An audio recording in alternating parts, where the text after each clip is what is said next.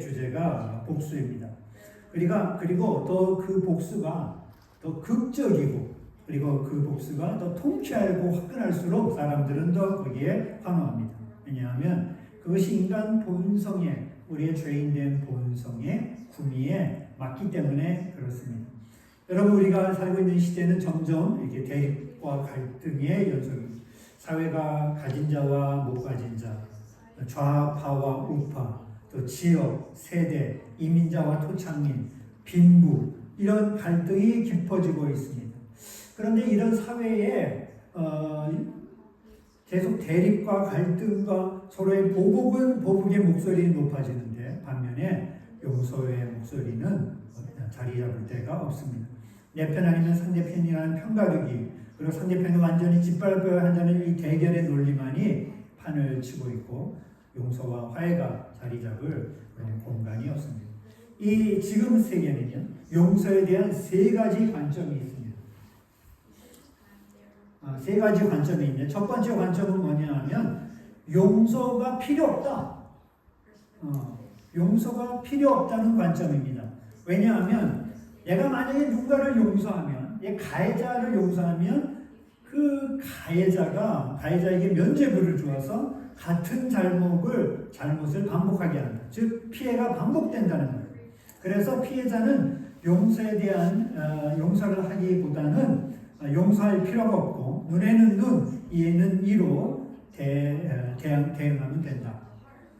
라고 얘기하는 것입니다. 그런데 여러분 우리가 만약에 용서가 필요 없다. 그냥 받은 만큼 돌려주면 된다. 이렇게 하기 시작하면 어떤 일이 벌어집니까? 그렇게 되면 결국 복수의 악순환을 가져옵니다. 복수의 악순환. 옛날 제가 읽었던 무협지를 보면 이런 얘기가 나옵니다. 우리 아버지가 무술 사범인데 다른 파의 무술 사범한테 대결을 하다가 우리 아버지가 죽었어. 그럼 아들이 어떻게 해요? 10년 동안 15년 동안 무술을 갈고 닦아. 그래서 자기를 죽인 그 상대방 그 아버지한테 가서 도전을 해서 그 아버지를 또 죽여. 그럼 또 그 아버지는 누가 있어? 그 아들이 또 있잖아. 그 아들이 또 무술을 닦아. 그래갖고 또 죽여. 무슨 말입니까? 계속 반복되는 거죠. 그럼 지금 이스라엘이라든가 팔레스타인 그리고 우크라이나라든가 러시아 이런 전쟁을 가만히 보면 용서가 없는 거예요. 그 안에 화해가 없는 거예요. 그냥 대결만 반복될 뿐입니다. 이 용서가 필요 없다 하는 이 의견의 가장 큰 약점은 뭐냐면 거기에는 긍휼이 자리 잡을 데가 없다는 것입니다. 두 번째는 어떤 게 있냐면 무조건적으로 용서해야 된다는 거예요. 무조건적으로 용서의 값싼 용서를 강요하는 것입니다. 자기 마음과 심리적인 평안을 위해서 가해자가 어떻게 나오든 관계없이 무조건 용서하고 잊어버려라. 이렇게 얘기합니다. 그런데 사실 여러분 이것이 인간에게는 불가능합니다. 인간의 본성 자체가 그렇게 작동하지가 않습니다. 인간의 감정은 원수를 갚고 뭔가 복수를 해야 속이 시원합니다. 그리고 이 무조건 용서해야 된다는 이 주장의 약점은 뭐냐면 거기에는 정의가 없는 것입니다. 그러니까 용서가 없다. 여기에는 긍휼이 없고 무조건 용서해야 된다. 여기에는 정의가 없는 거예요. 그래서 무조건 용서하게 되면 그 가해를 입힌 사람은 자기의 책임을 묻지 않기 때문에 또 같은 일을 반복할 수 있고 반복할 수 있게 되는 것입니다. 여러분 한국 사회에 지금 여러 가지 그런 사건들, 세월호 사건, 이태원 사건, 무슨 최상병 이런 사건들 이런 일들을 가만히 보면 한쪽에서는 용서하면 안 된다는 의견이고 또 한쪽에서는 무조건 용서해야 된다. 두 극단이 있는 거예요. 한쪽은 긍휼이 없고 한쪽은 정의가 없는 거죠. 참 쉽지. 이것도 역시 그래서 한계가 있습니다. 그 다음에 이 둘 사이에 마지막 하나의 그런 주장이 있는데 그건 뭐냐면 조건부 용서입니다. 조건부 용서라는 것은 뭐냐면 가해자가 충분히 자기 잘못을 인정하고 용서를 구할 때 그러면 용서해 주면 된다는 것이죠. 이것은 첫 번째보다는 피해자 중심이긴 합니다. 실제로 남아프리카에서 넬슨 만델라가 정권을 잡았을 때 자기가 그 뿌리 깊었던 인종차별이 남아프리카에 있었죠. 그래서 그때 그 인종차별을 했고 많은 인권을 침해했던 과거의 그런 잘못한 사람들이 자기 잘못을 공개적으로 나와서 인정하고 고백하고 자백하면 더 이상 민영사상에 책임을 묻지 않는다라고 해서 진실과 화해위원회를 만들었습니다. 그러니까 진실을 밝히면 용서해 주겠다는 거죠. 그래서 이제 이것이 참 좀 잘 작동이 돼갖고 그래도 남아프리카가 지금 아프리카 국가 중에서 이 보복의 악순환이 지금 적은 것 같아요. 좋은 모델이기는 해요. 그러나 이 모델의 문제는 뭐냐면 가해자를 사회적으로 도덕적으로 그냥 묻어버리는 거죠. 자기가 나와서 자기의 진실을 얘기하고 자기 잘못을 고백하고 대중 앞에 용서를 구하고 그럴 때 이렇게 구한 그 가해자들이 또다시 다른 사람에게 또 가해자가 가해를 당하는 악순환이 반복된 것입니다. 그래서 가해자 스스로 너무 비하되고 뭉개져 버리는 그런 문제가 생겼습니다. 그래서 문제가 뭐냐면 이 이론의 문제는 뭐냐면 용서는 있는데 화해가 없다는 거예요. 용서는 있는데 화해가 없다. 그러니까 용서는 완전 하나님이 말씀하신 용서는 내가 당신의 죄를 용서합니다 하고 가해자와 피해자 사이에 그런 사과뿐만 아니라 그 관계가 회복돼야 되는 거예요. 그런데 그 관계가 회복되지 않는 거예요. 결론이 뭐냐? 결론이 겁니다. 참 용서는 어렵다. 용서는 어려운 거예요. 우리가 무조건 용서하는 것도 거기에는 정의가 없고 용서하지 않다 그러면 거기에는 또 긍휼이 없고 그리고 조건적으로 용서하면 거기에 화해가 없고 참 용서가 어려운 거예요. 그래서 지금 이 사회가 이렇게 혼란을 겪고 있습니다. 그러면 어떻게 해야 될까요? 여러분 우리가 가족이든 또 우리가 교회들 이렇게 같이 살다 보면 꼭 상처를 주고 받습니다. 그리고 저는 교회에 나와서 상처받아서 교회를 안 나가겠다 이런 사람들을 많이 봅니다. 여러분 교회에서 가정에서 상처받고 서로 실수하고 잘못하고 또 다투고 하는 것은 불가피한 일입니다. 그거는 피할 수가 없어요. 왜? 우리가 모두 죄인이기 때문에. 저도 죄인이고 여러분도 죄인이고 우리 모두가 죄인이기 때문에 교회에서나 가정에서 우리는 서로 상처를 주고 상처를 받습니다. 그런데 이런 문제 속에서 우리가 배워야 하고 훈련받아야 될 것은 뭐냐면 기독교인으로서 아까 말한 대로 용서에 대한 훈련을 해야 돼요. 그래서 용서를 구하고 용서를 해줄 수 있어야 돼요. 이 훈련이 다 돼야 돼요. 그래서 제가 특히 올레이션스 교회 우리 교회에서 여러분끼리 대판 싸울 수도 있어. 서로 막 얼굴을 붉힐 수도 있어. 그런데 그렇게 해도 더 중요한 건 뭐냐면 그것을 해결하는 그 용서와 화해의 훈련의 기회를 삼는다면 그리고 그것을 해낸다면 그것만큼 아름다운 일은 없는 거예요. 자, 제가 여러분 얘기합니다. 예수님께서 이렇게 얘기했습니다. 세상 사람들이 너희를 보고 내 사랑을 알 것이다.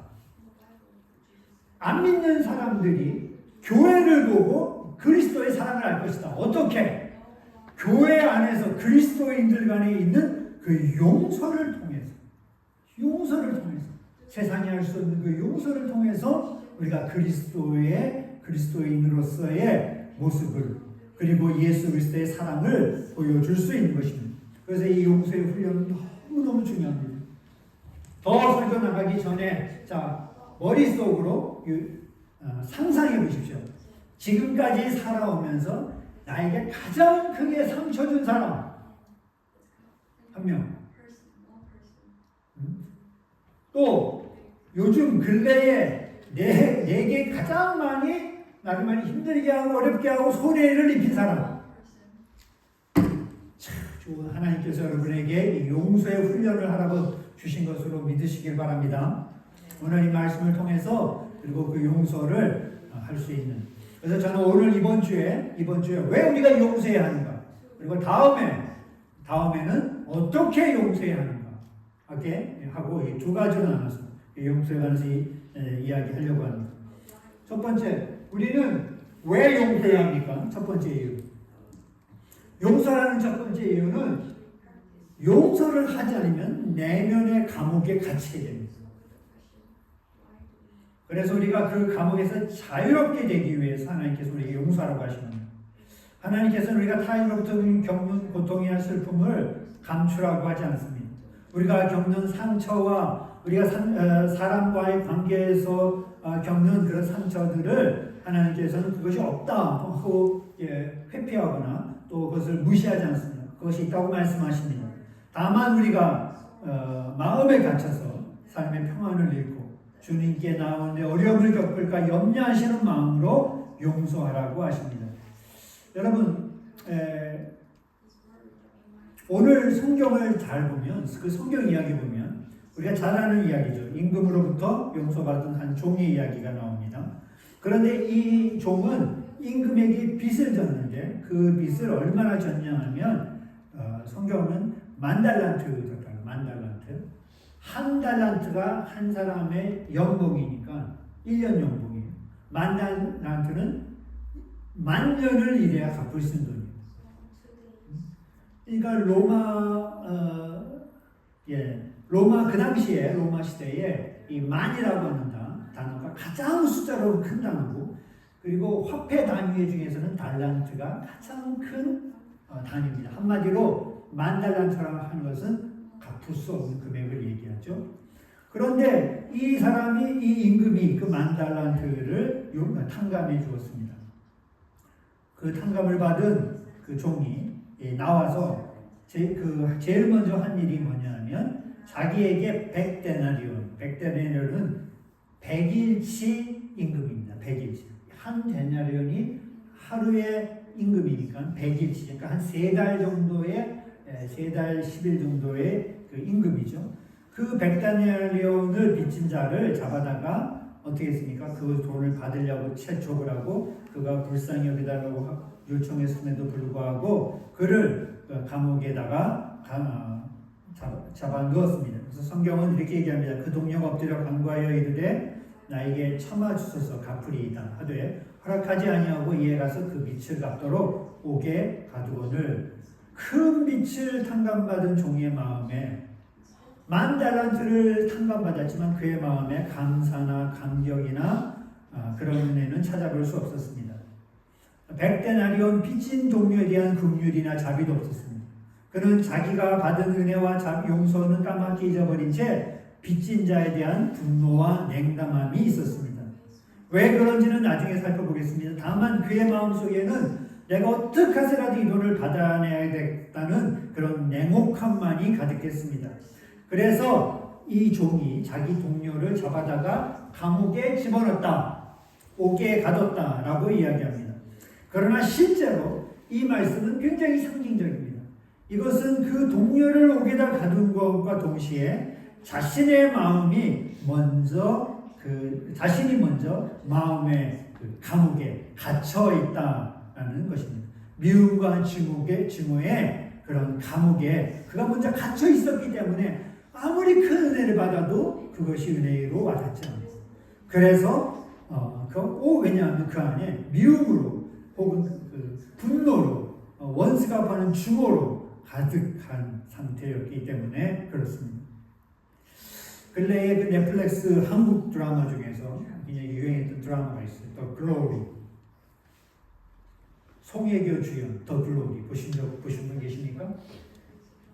친구에게 학창시절 아주 지독하게 괴롭힘을 당한 여자이죠. 그 여자가 평생에 걸쳐서 복수를 한다는 내용으로 아주 인기 있는 드라마입니다. 그런데 그 드라마에 이런 대사가 나옵니다.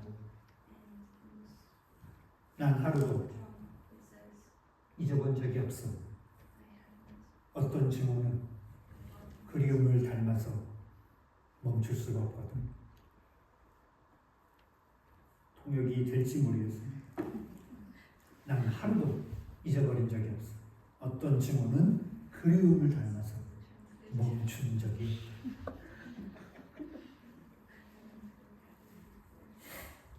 여러분, 이 주인공 송혜교는 10여 년의 18년의 기간 동안 그 마음에 하루도 그 증오를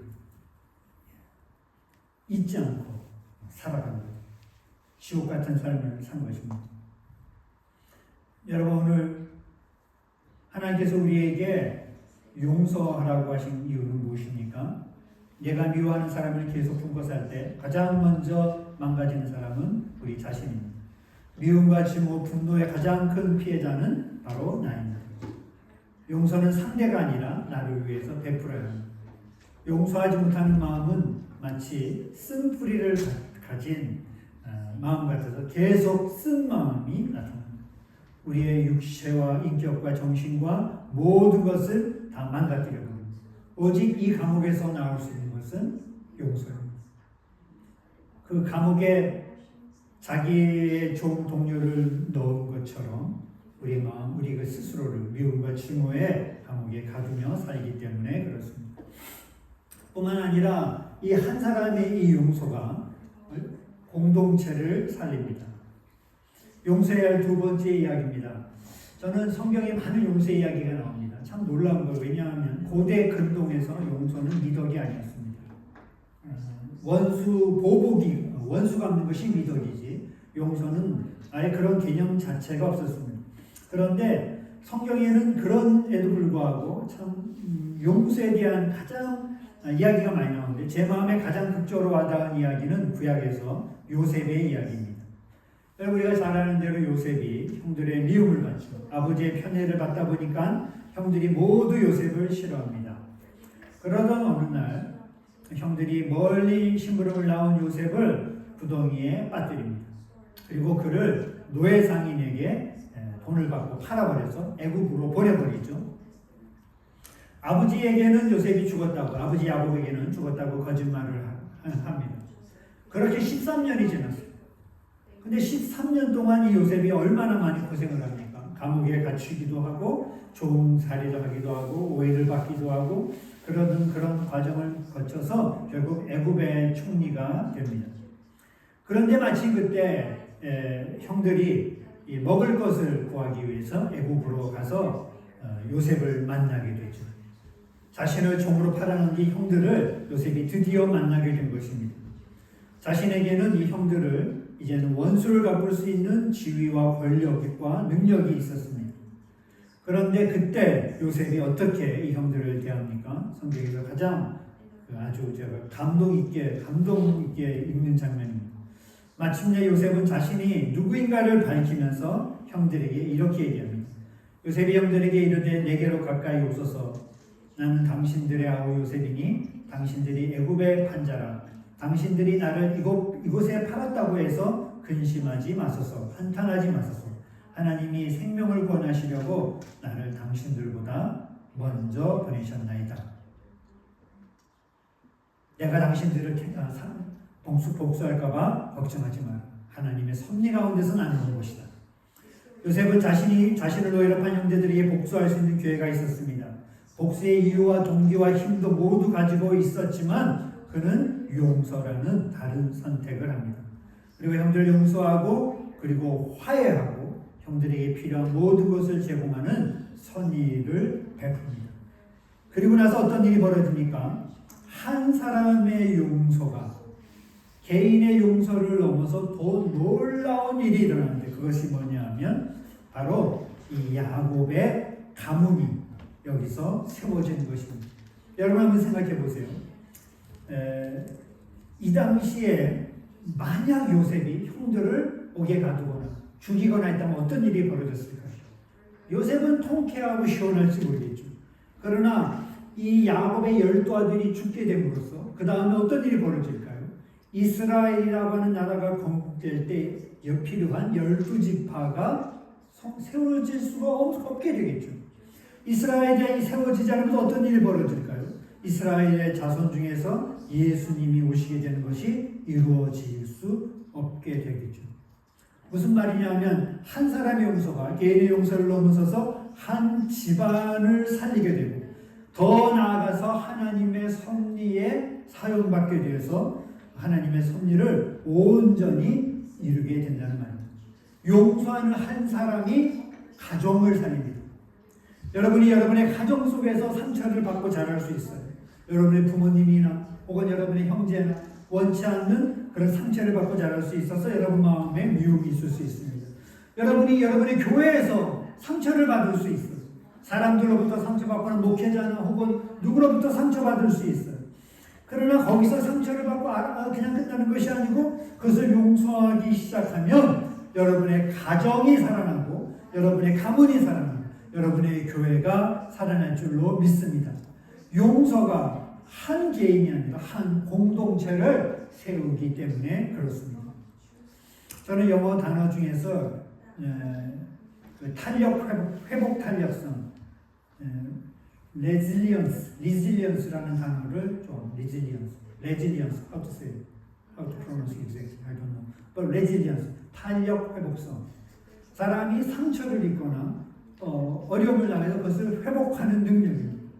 정말 그 개인이 성숙한가, 그 공동체가 성숙한가는 상처를 주고받느냐 안 받느냐 그게 아니라 그것을 받고 나서 얼마나 그것을 회복해 나가는가. 부부가 싸울 수 있어.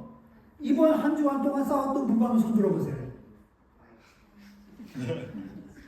네. 이번 한 달 동안 싸웠던 저쪽에 누가 손 들었죠 코너에. 저 까만 옷. 예. 싸울 수 있죠. 목사 부부도 싸울 수 있고. 근데 문제는 그 싸우는 게 문제가 아니라 얼마큼 그것을 회복해내느냐. 다시 회복하는 탄력성. 서로 얼마큼 용서하느냐. 그게 성숙한 겁니다. 교회도 마찬가지야. 서로 상처 줄 수 있어. 말로 상처 주고 뭐 별것도 아닌 것 같고 상처 주고 상처 받고만 그럴 수 있어. 또는 심지어 실제적인 어떤 손해를 입힐 수도 있어. 그런데 그것이 얼마나 성숙한가는 그 교회가 그것을 얼만큼 회복해내느냐, 서로 용서하느냐에 달려있는.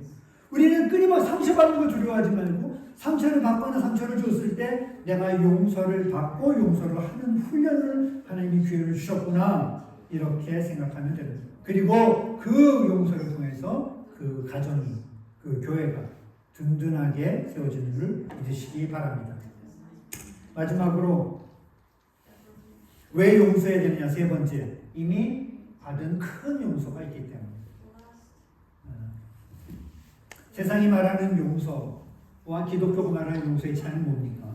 아까도 말했는데 세상은 용서에 대해 세 가지 이론이 있다고 그랬어요. 용서할 필요가 없다. 두 번째, 용서 무조건 용서해야 된다. 값싼 용서. 세 번째, 조건부 용서. 하나는 긍휼이 모자르고, 하나는 정의가 모자르고, 하나는 화해가 모자르고. 그러니까 세상에서는 이 용서를 담아낼 수가 없어요.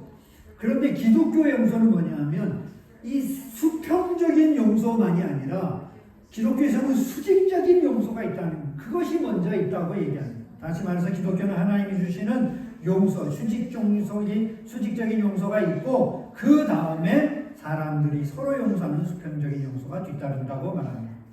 그래서 이 세상이 주는 수직적인 하나님의 용서를 우리가 받았어. 그리고 그렇기 때문에 우리가 다른 사람을 용서할 수 있는 그런 자격이나 능력이 생긴다는 거죠. 왜 용서가 어려운지 아십니까? 자, 생각해보면 장명씨 한번 나와보세요. 장명씨 한번 나오세요. 예, 프리스컴 장명. 왜 용서가 어려운지. 장명씨가 나한테 돈을 100파운드, 1000파운드를 빌려갔어. You hire, you lend 1000파운드, 1000파운드 lend from me. 근데 장명씨가 나한테 얘기하는 거야. 못 갚겠다. 민이도 있고, 하람이도 있고, 자식 먹여 살려야 되고, 그래서 나는 갚을 수 없다. 이렇게 얘기해. 그러니까 내가 1000파운드 줬어. 근데 나한테 안 줘. 그럼 내가 장명씨를 용서한다 얘기했을 때 1000파운드는 어떻게 되는 거예요?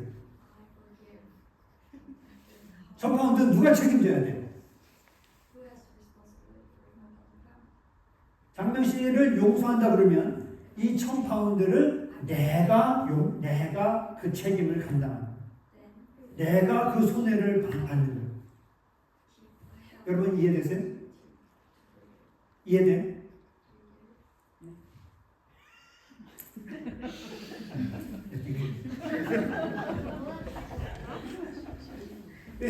제 포인트는 이거예요. 용서가 왜 어렵냐면 내가 누군가를 용서했을 때 그 용서에 따른 대가까지도 내가 다 짊어지는 거야. 만약 물질적인 저 사람이 내가 차 사고 났어.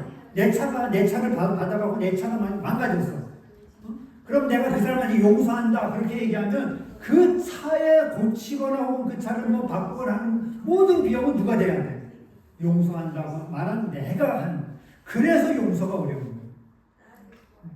이런 대가를 지불하는 것과 정의를 구현하는 이 두 가지 문제 때문에 어려운 거예요. 자, 생각해 보세요. 한편으로는 정의가 구현돼야 되고 한편으로는 대가를 지불하는 게 정의라면 한편으로는 용서하는 긍휼, 정의와 긍휼 이 두 가지가 조화가 안 되니까 용서가 어려운 거예요. 이것이 성경의 창세기부터 나오는 얘기예요.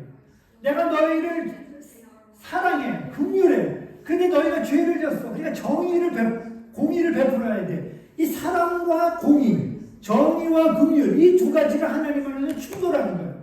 그래서 하나님이 이걸 해결하기 위해서 어떻게 했어? 그 대가를 자기가 다 짊어졌어. 그게 바로 십자가. 그게 바로 십자가.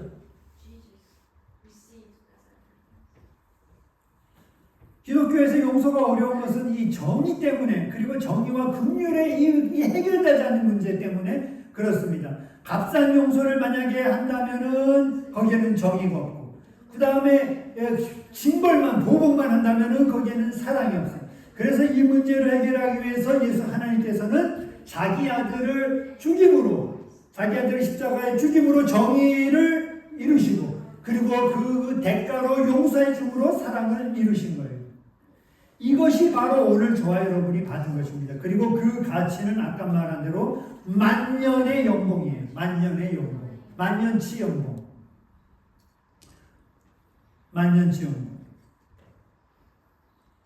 오늘 저와 여러분이 하나님으로부터 어떤 용서를 받았는지를 이해하셔야 됩니다. 우리가 그냥 우리 이렇게 나는 그냥 하나님께서 거저 구원을 받았다. 거저 구원을 받았다. 거저 구원을 받았지 우리 쪽에서. 근데 하나님 쪽에서는 전혀 거저. 하나님께서는 대가를 치렀죠. 얼마짜리 대가를 치렀어요? 예수님짜리. 우리의 가치는 얼마냐? 우리는 100원짜리, 1000원짜리, 100만원짜리도 아니고 예수님짜리입니다. 그래서 예수님짜리. Jesus words. Your value is like Jesus words. 옆 사람에게 얘기하세요. 당신은 예수님짜리입니다. 두 사람씩 얘기해요. Talk each other. You are Jesus words. Your value is Jesus words. 예수님짜리입니다.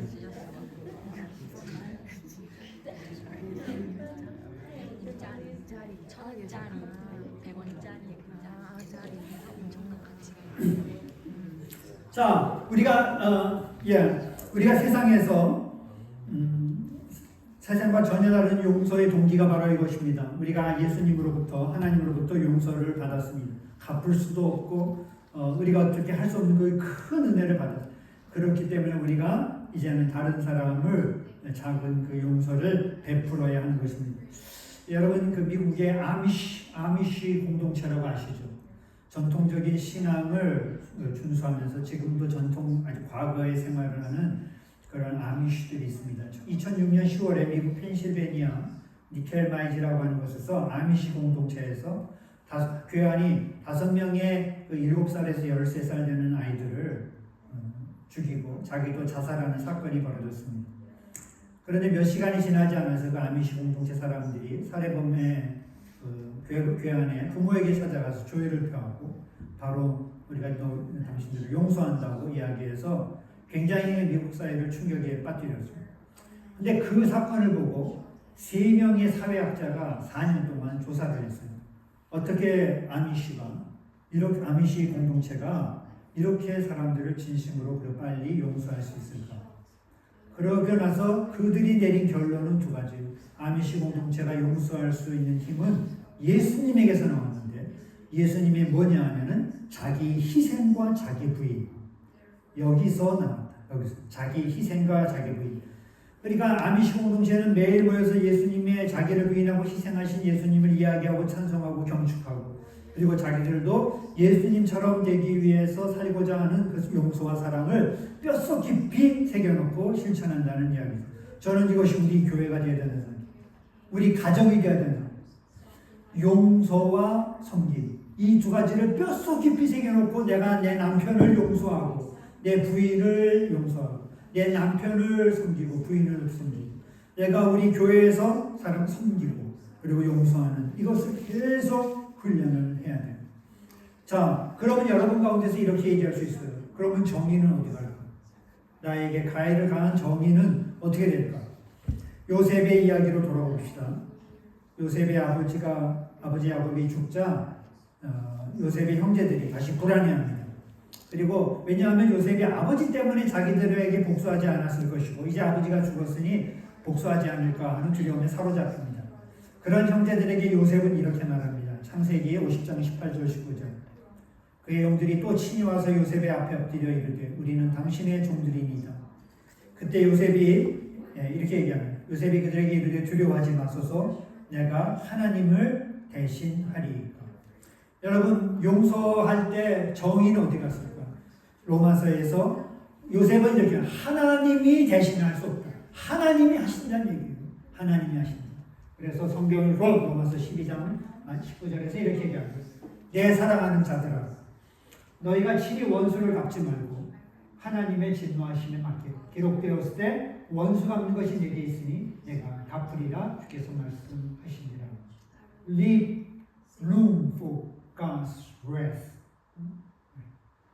하나님의 진노하심에 맡기라. 하나님이 반드시 공의하시기 때문에 심판하신다. 오늘 용서는 어렵습니다. 그러나 여러분 자신을 위해서 우리의 가족과 교회 공동체를 위해서 그리고 우리가 무엇보다 큰 용서를 받고 하나님의 공의하심을 믿기 때문에 우리가 요셉의 형제들을 용서함처럼 우리 형제들을 용서할 수 있는 우리 올레이션스 교회 성도들 될 수 있기를 간절히 바랍니다. 기도하겠습니다. 이 시간 우리가 참